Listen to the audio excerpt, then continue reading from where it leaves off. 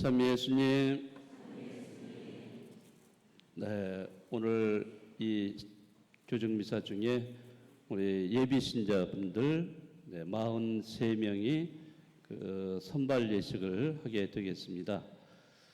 네, 지난 6월 달에 예비 신자 모집을 해서 43명이 됐어요. 그래서 지금 쭉 교리를 이어가고 있고요. 이제 12월 8일 날 세례식이 있습니다. 그때 이제 하느님의 자녀로 태어나시게 됩니다. 그래서 이제 오늘은 하느님의 자녀로 되기 위해서 이제 한 발자국 더 가까이 나아가는 그런 예식, 이게 선발 예식, 정말로 이제 하느님 자녀가 되는 그런 자격을 갖추는 그런 여러분들이 되신다는 표시예요. 그 기름을 바르는 예식이 있습니다. 그래서 이 예식을 통해서 이제 더 가까이 나와서 이제는 하느님의 자녀에 가까이 이제 가게 되는 단계죠. 그래서 앞으로 이제 얼마 남지 않았습니다만은 이제 그 기간 동안 더 교리를 공부를 해서 정말로 이제 하느님의 자녀로서 또 우리 본당 교우 일원이 되는 그러한 이제 예식, 세례식을 잘 받을 수 있도록 여러분들 잘 노력해 주시고, 또 우리 기존에 있는 신자분들도 우리 예비 신자들이 12월 8일 날 모두가 빠짐이 없이 세례를 받을 수 있도록 늘 기도해 주시면 고맙겠습니다. 네, 여러분들은 하루를 살아가면서 얼마큼 고맙습니다, 감사합니다 이런 말을 자주 하고 계신가요? 네. 물론 이제 자주 이제 하시는 분도 계실 수도 있지만은 대체로 보면은 그런 말보다는 불평 불만을 토로하면서 보내는 시간이 더 많지 않은가 이런 생각이 듭니다. 여러분이 아까 들으셨던 제1독서 거기에 보면은 그 시리아 장군 나아만에 관한 이야기가 나옵니다. 그 장군이 병에 걸렸어요. 그것도 몹쓸병인 나병에 걸렸어요. 그런데 이제 이스라엘에 아주 유명한 예언자가 있다. 그래서 예언자를 찾아왔어요. 그 예언자가 엘리사 예언자입니다. 엘리사 예언자한테 이런 나병을 좀 치료를 하러 왔다 이러니까 엘리사 예언자가 뭐라고 하냐면 저 요르단강에 가서 몸을 거기에 7번 담갔다 이렇게 해서 7번을 해라.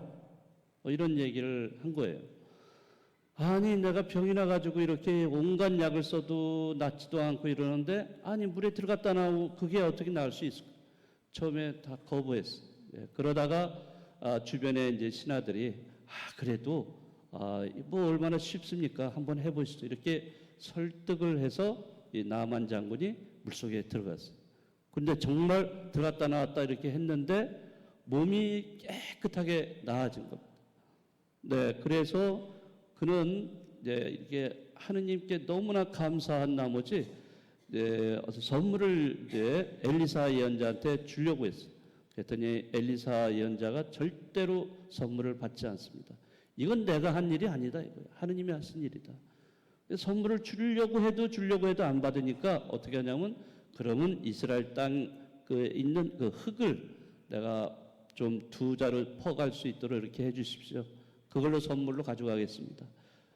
네, 그걸로 제단을 쌓아가지고 하느님께만, 오로지 하느님께만 그 제사를 드리겠습니다. 이렇게 약속을 하고 떠나갑니다. 근데 이방인이었어요. 이방인인 나아만 장군이 이렇게 깨끗하게 치유를 해서 그 감사의 마음으로 이제는 하느님을 믿는 사람이 됐다는 것을 알려주고 있는 겁니다. 자, 이와 이제 같은 맥락에서 오늘 루카복음서도 이러한 이야기를 들려주고 있습니다. 나병 환자 10사람이 등장을 하고 있어요. 나병 환자 정말 지금은 이제 거의 없어져 가는 병이긴 한데요. 그 옛날에 나병 환자 하면은 이것은 하늘이 벌로 내려준 병이다. 이런 생각들을 했어요. 왜? 내가 잘못했으니까, 죄를 지었으니까 너 벌을 받아서 이렇게 된 거다. 이런 식으로 생각들을 해왔어요. 그런 사람들이 같이 살지를 못하고 저 멀리 떨어져서 이렇게 살고 있는 사람들. 그런데 이제 예수님이 고치신다는, 이렇게 치유를 하신다는 얘기를 듣고서 예수님을 찾아온 거예요. 10명이 찾아와서 이 예수님, 스승님, 저에게 자비를 베풀어 주십시오. 멀찍이 서가지고 그 가까이 오지도 못한 채 그리고 멀리서 그렇게 무릎을 꿇고 애원하면서 외치고 있는 거예요. 그럴 때 예수님이 그들의 그 원을 들어주시죠. 자, 너희들 사제에 가서 몸을 보여라. 그 당시에는 이제 몸이 깨끗해지고 병이 난 거를 사제한테 확인을 받아야 됐어요. 그래야만 사회에 다시 복귀를 할 수가 있었습니다. 온전한 정상적인 사람으로 인정을 받을 수 있었죠. 그래서 그 말을 듣고 10명이 사제한테 갔는데 가는 사이에 나병이 싹 나아버립니다. 네, 기적이 일어난 거죠. 네. 정말 평생을 고통을 당하고 있던, 절망 속에 살고 있던 그런 사람들이 깨끗하게 나은 거예요. 그런데 이제 그 이유가 이제 문제예요. 나은 것도 물론 중요한 거지만은 그 이유는 어떻게 했냐? 그 중에서 딱 한 명이 다시 예수님께 돌아옵니다. 그러면서 하느님을 찬미하면서 예수님께 감사하는 마음을 가지고 감사하다는 표시를 합니다. 그럴 때 그 예수님께서 그에게 뭐라고 하시냐면 내 믿음이 너를 구원하였다라고 이렇게 선언을 해주세요. 무슨 얘기냐 하면은 지금 이 사마리아 사람이, 그것도 이방 외국 사람, 그 사람이 병이 나은 그 사람, 다른 사람들은 유다인들인데 그들은 오지도 않고 이 사람만 온 거예요. 찾아서 감사하다는 말을 전하기 위해서. 그런데 그 사람에게 이런 말씀을 하신 거예요. 그것은 육체적인 병이 나았지만은 뿐만 아니라 그 사람의 영혼이 구원을 받게 됐다는 거예요. 그 다시 말하자면 온전한 치유가 이루어졌다는 거예요. 병만 나았다고 해서 되는 게 아니죠. 이 영혼도 치료를 받아야 돼요. 그래서 완전한 구원이 이루어질 수 있는 건데 나머지 사람들 9명은 오지도 않고 육체적인 병에만 만족하고 끝나버린 거예요. 네? 예수님 감사하는 마음이 어디 있어요? 네? 그 지푸라기라도 잡을 듯이 그렇게 했던 사람들이 구해주니까 뭘 내놓으라고 그러죠? 보따리 내놓으라고 그러잖아요. 네? 뭐 그런 식으로 이렇게 감사하는 마음이 없어요. 자, 그래서 오늘 독서하고 복음은 신앙생활에 있어서 감사의 중요성을 일깨워주고 있습니다. 진정으로 감사하는 사람만이 참된 구원을 얻을 수 있다 하는 이야기를 독서와 복음은 우리에게 알려주고 있습니다. 여러분들이 탈무드라는 거 잘 아시죠? 네, 탈무드에는 이런 말이 나옵니다. 세상에서 가장 지혜로운 사람은 배우는 사람이고 세상에서 가장 행복한 사람은 감사하며 사는 사람이다. 네, 저도 이 구절을 읽으면서 야, 정말 그렇구나. 네, 감사하면서 살아가는 사람이 행복한 사람이다. 이 말이 정말 와닿았습니다. 그러니까 행복해서 감사한 게 아니라 감사하기 때문에 행복하다는 거예요. 네? 그러니까 그 말을 우리가 정말 잘 이해를 해야 돼요. 네, 행복하기 위해서 우리는 감사해야 돼요. 네. 자, 결국 감사하지 못한 사람은 불행하다는 거죠. 왜 불행할까요? 네, 늘 불평과 불만을 하기 때문입니다. 불평, 불만이 가득한 사람은 만족할 줄은 몰라요. 그래서 늘 다른 사람을 원망해요. 왜 내가 이 모양 이 꼴로 살아야 돼? 저 사람은 잘 살고 있는데 왜 나만 그래? 이렇게 불평, 불만 속에 살다 보면 그 삶이 불행해지는 것가 될 수밖에 없죠.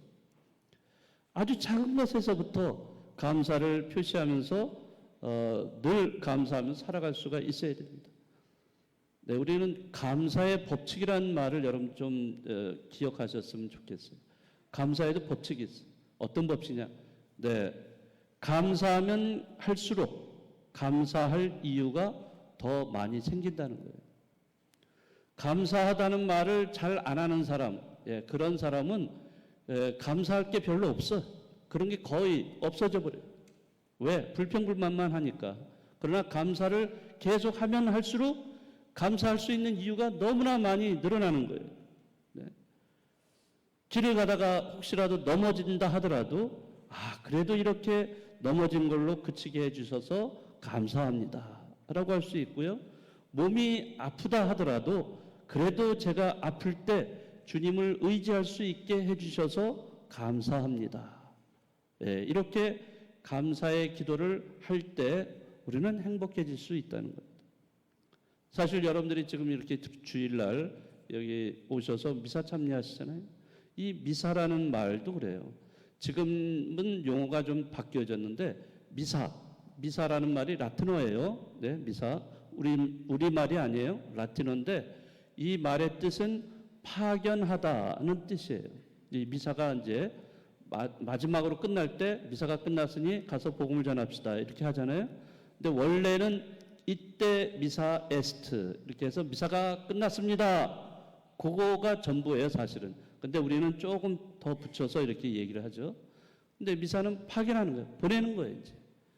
그런데 원래 그 말에 미사라는 말, 우리가 드리는 이 미사의 원래 용어는 초대교회 때부터 뭘 썼냐면 감사제라고 이렇게 불렀습니다. 감사제. 그래서 용어를 유크리스트라는 말을 씁니다. 유크리스트. 유크리스트는 감사제사라는 뜻이에요. 그러니까 이 미사는 감사의 미사예요.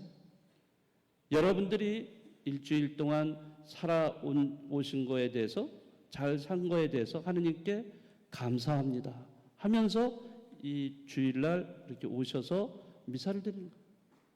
이거는 물론 의무이긴 하지만은 의무를 넘어서는 거예요. 의무를 넘어서서 자발적으로 여러분들이 오셔서 정말로 제가 한 주일 동안 이렇게 살게 해주셔서 감사합니다. 우리 가족, 내 직장, 뭐라도 좀 어떤 일이 있었지만은 그래도 감사합니다. 네? 이런 의미에서 여러분들이 오시는 거지. 이게 의무니까 억지로 이렇게 와가지고 자리에 앉고 이러다 보세요. 그거의 진정한 의미의 미사가 될 수가 없죠. 어느 책에 보니까 하느님이 계신 곳이 두 군데라고 이렇게 얘기를 하더라고요. 네, 하느님이 계신 곳. 우리는 보통 하느님이 계신 곳을 뭐라고 부르죠? 네? 물론 이제 우리가 보통 그냥 하는 얘기로 천국이라는 말을 쓰죠. 네, 천국에 가면은 하느님이 계시다. 네, 우리가 죽어서 가는 곳 천국, 물론 죽어서만 가는 것은 아니겠지만은 그러나 천국이라는 곳은 하느님이 계신 곳. 네, 여기. 그러나 또 한 곳이 있어요. 또 한 곳. 어딜까요? 네, 그것은 감사하는 마음에 하느님이 계신 거예요. 감사하는 마음. 그러니까 하느님을 여러분들이 만나고자 한다면은 어떻게 해야 될까요? 어떤 마음이 들어야 돼요? 감사하는 마음을 가지셔야 돼요. 그럴 때 하느님이 함께 하신다는 거죠. 감사하는 마음을 표시하더라도 무엇 때문에 감사합니다. 이렇게 하시면 안 돼요. 무엇에도 불구하고 정말로 감사합니다. 이렇게 고백을 해야 됩니다. 내가 고통을 겪고 있음에도 불구하고 하느님 감사합니다. 이렇게 기도를 드릴 수 있어야 됩니다.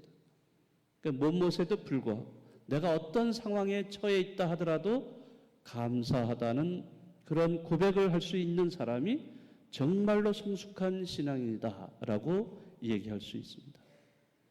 네, 여러분들 그렇게 기도하고 또 그렇게 고백할 수 있으시겠죠? 네, 이제부터 감사하는 마음 가지고 항상 살아가셔야 돼요. 어떤 상황에 처해 있더라도 하느님 감사합니다. 이거를 하셔야 돼요. 자, 그러면 잠깐 연습을 해보겠습니다. 네, 하느님 감사합니다. 정말로요? 네, 그렇습니다. 오늘 감사하는 마음을 가지고 또 오늘 하루도 살아갔으면 좋겠습니다.